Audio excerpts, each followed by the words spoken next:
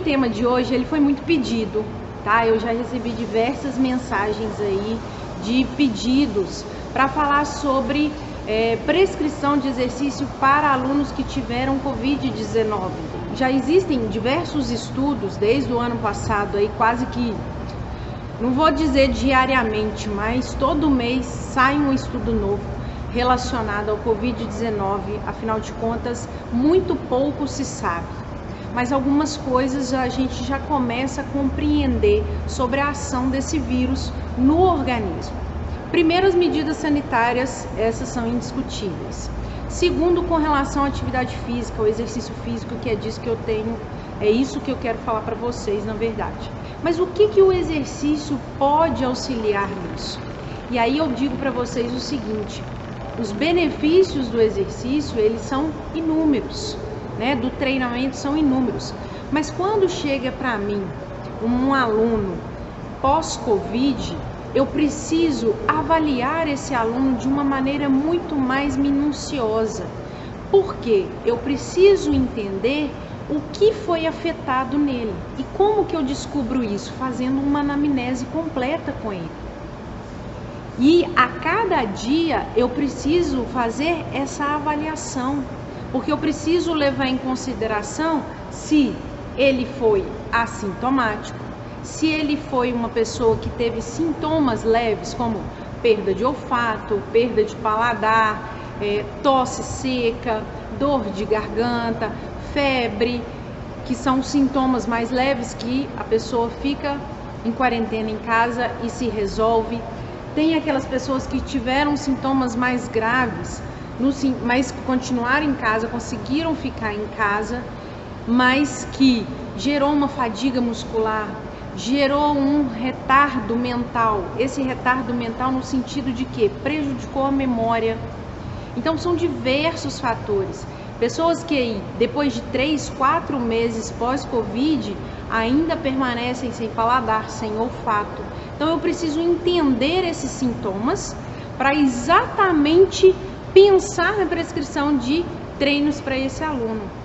Se ele foi um aluno, né, se ele foi um paciente, no caso, que teve, né, a necessidade de hospitalização, de internação, aí tem dois casos de internação com questão de muito mais grave, né, gravíssimo, que precisa de um respirador, aí no caso de UTI, ou uma internação que é apenas ali para controlar a saturação de oxigênio, com um oxigênio com catéter for o suficiente. Então eu preciso entender tudo isso. Então, ao identificar qual que é o sintoma ali do meu aluno, imagina a seguinte situação: o meu aluno treinava comigo antes e ele foi contaminado, e aí em qual classificação aqui ele se encaixa? Ao avaliar isso aqui, eu vou avaliar os sintomas pós-Covid. Então, se ele teve algum problema ali que afetou muito mais a parte respiratória, eu não posso, gente, fazer muita gente pensa o contrário, né? Fala assim: eu vou começar a fazer uma atividade aeróbica com esse aluno porque ele teve dificuldade de respirar. Não! Você tem que fazer o contrário. Ele está com dificuldade de respirar, então o transporte de oxigênio dele está prejudicado. Como que você vai trabalhar um componente aeróbio com ele, em que exige um volume de oxigênio grande, se ele não tem condições disso? E outra informação: se ele não tem condições de treinar 1 hora, que normalmente com personal trainer é a hora, você vai fazer com ele ali 20 minutos, você vai fazer com ele 30 minutos e vai aumentando progressivamente. Então, gente, a questão dos princípios do treinamento, eles permanecem, só que agora é um caso especial, como um grupo especial, como se fosse um indivíduo diabético, como se fosse um indivíduo hipertenso. Só que a gente não tem ainda um protocolo. Você vai trabalhar assim, assim, assim com pacientes pós-Covid. Por quê? Mais de 205 sintomas. Como que eu crio um protocolo fechado de prescrição de treinos para os indivíduos, sendo que, independente se o indivíduo é saudável, se ele é diabético, se ele é hipertenso, se ele é idoso, se é gestante, eu preciso trabalhar a individualidade biológica. No paciente pós-Covid, né, no aluno que vai chegar para mim pós-Covid, eu preciso pensar da mesma forma. Só que eu preciso avaliar ele a cada dia. Gente, não tem receita de bolo. Na verdade, não tem receita de bolo para ninguém. E para quem teve Covid-19, menos ainda, porque a gente sabe muito pouco. O que a gente sabe dos benefícios que o exercício pode trazer para essa pessoa, inclusive para pessoas que ainda não foram contaminadas. Que a gente sabe que o organismo, ele melhora a questão imunológica em um indivíduo ativo. Por que as pessoas com comorbidades estão mais propensas a desenvolverem o quê? Sintomas mais graves. Então, gente, para prescrever, eu preciso avaliar esse indivíduo.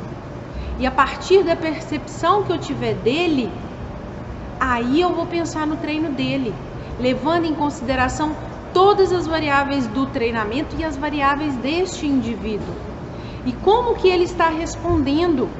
Vai chegar dia que ele vai chegar para você e falar assim: eu estou muito cansado, eu não consigo.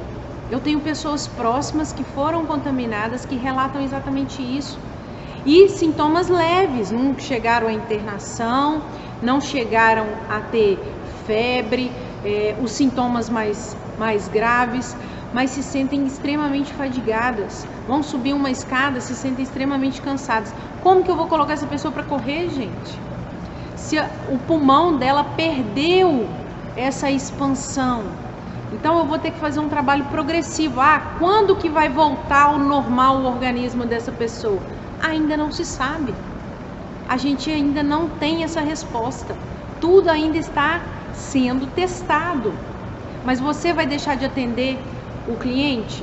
Você vai deixar de atender o aluno que precisa da prescrição de exercícios para ele melhorar ali a qualidade de vida dele e ele se recuperar mais rapidamente? Agora, esse mais rapidamente a gente não sabe quanto tempo isso vai durar. Então, para a prescrição, você avalia quais são, em que classificação que ele está.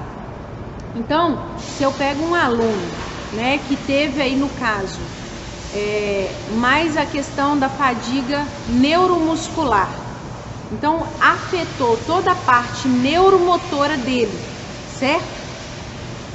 Gente, desculpa o barulho aí, tá? E aí o que acontece? Ele teve essa fadiga muscular.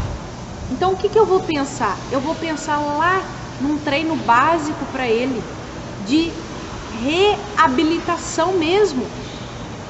E eu preciso observar todas essas variáveis e a reação desse aluno. Então, se eu vou fazer um treino com ele na musculação, por exemplo, né, no meu espaço aqui, ou um treino utilizando outros tipos de acessório que seja neuromuscular, eu preciso tomar muito cuidado com a questão do volume e da intensidade. Porque a percepção subjetiva dele de esforço, essa vai ser o meu ponto principal de referência. Agora, se ele teve problemas respiratórios, o ideal seria, inclusive, eu sei que muitos profissionais aí, muitos personal trainers, têm acessórios, têm equipamentos que agregam muito mais valor ao seu atendimento, um oxímetro, por exemplo, para acompanhar aí como que está a saturação de oxigênio desse aluno, porque pode ser que ele precise aí de alguma outra, algum outro tipo de tratamento em volta, né? Que eu digo assim, fisioterapia, ou voltar ao médico, né? Dependendo das reações que ele está tendo. Mas quando ele chega para a gente, como procurando atividade física, ele já vem o quê? Pós-médico, pós-fisioterapia, na grande maioria das vezes. Mas a gente vai fazer sim um trabalho de formiguinha mesmo. Você vai progredir aí, utilizar todos os princípios do treinamento para a montagem do treino e pensar especialmente na questão da individualidade de cada um. E avaliar, gente, avaliar. A palavra mágica é avaliar. Vou até escrever, tá? Avaliar. Sempre. Porque você só vai conseguir tomar as decisões corretas se você avalia, tá? Eu vi vários casos aí de pessoas pós-Covid que retornaram e com falas totalmente diferentes com relação a esses sintomas. Então, se eu vou prescrever um treino aeróbico, se eu vou prescrever um treino funcional, se eu vou prescrever um treino na musculação, se eu vou prescrever um treino apenas com sobrecarga corporal, eu preciso avaliar e ter muito cuidado, porque aquele aluno que antes treinava com você, pós-Covid, ele é outra pessoa. E isso para a pessoa entender é muito difícil, tá? Isso é muito difícil. Então, gente, basicamente, o que a gente tem na literatura de informação até hoje? Que esses sintomas, eles podem acontecer aí meses depois. Existem mais de 205 sintomas.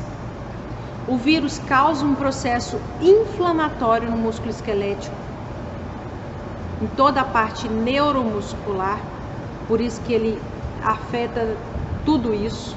E aí, se eu penso em toda a parte neuromuscular, gente, eu já começo a pensar lá no córtex motor, no neurônio motor, na liberação de neurotransmissor ali para recrutar aquele conjunto de fibras musculares.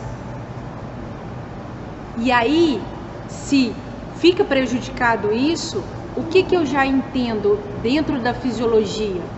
De que as fibras de contração rápida dele vão ser afetadas.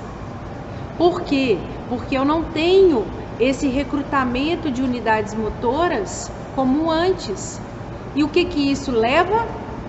Perda de força, perda de massa muscular. Entende? E aí, se ele perde força, perde massa muscular, fadiga, está relacionado inclusive à sarcopenia, que acomete muito os idosos. Então, a gente encontra já na literatura científica aí, os artigos mais recentes, 2020 e 2021, até o momento, isso eles já têm certeza desses processos inflamatórios. E a gente trabalha com músculo, né, com movimento. E aí eu preciso de todo o aparato cardiorrespiratório para transportar os nutrientes, para transportar a glicose para chegar para a célula, para o metabolismo celular, para transportar hormônios, para remover metabólitos produzidos durante o metabolismo celular, durante o exercício. E isso envolve oxigênio. E se o volume de oxigênio dele está limitado, porque inclusive ele não tem nem expansão pulmonar, que foi afetado, eu preciso rever a intensidade da atividade aeróbia. Talvez uma simples caminhada de um aparelho até o outro já seja uma atividade. E nos casos mais graves, então, gente, é avaliar. E aí você vai fazer as escolhas. E a percepção do seu aluno vai contar muito para você. Então você tem que deixar isso muito claro para ele. E muitos que já treinavam e tiveram todas essas perdas, eles vão sentir muito. E talvez ficar frustrados. Por quê? Olha, eu antes conseguia, agora eu não consigo fazer mais nada. E você tem que fazer todo esse papel para ele, mostrar para ele que é tudo uma progressão. Vai começar do zero de novo. Basicamente é isso. Então, esse indivíduo, ele precisa fazer exercício. Ele precisa, com frequência, com regularidade. Por quê? O exercício libera miocinas como a irisina, que vai ajudar no processo aí anti-inflamatório. outras citocinas anti-inflamatórias, vai ajudar na melhora da função cardiovascular e cardiorrespiratória, só que vai ser progressivo, além de melhorar várias funções cerebrais. Então, todos esses benefícios que o exercício traz, a gente já sabe. E para um indivíduo pós-Covid, né, que teve contato com o vírus, a gente precisa ver qual que foi o nível aqui, a gravidade dos sintomas que eles tiveram, quais sintomas eles estão hoje e o que eles vão fazer. Tá ok? Então é isso, gente. Não existe receita de bolo. Não existe. Muito obrigada. Até amanhã. Tchau, tchau.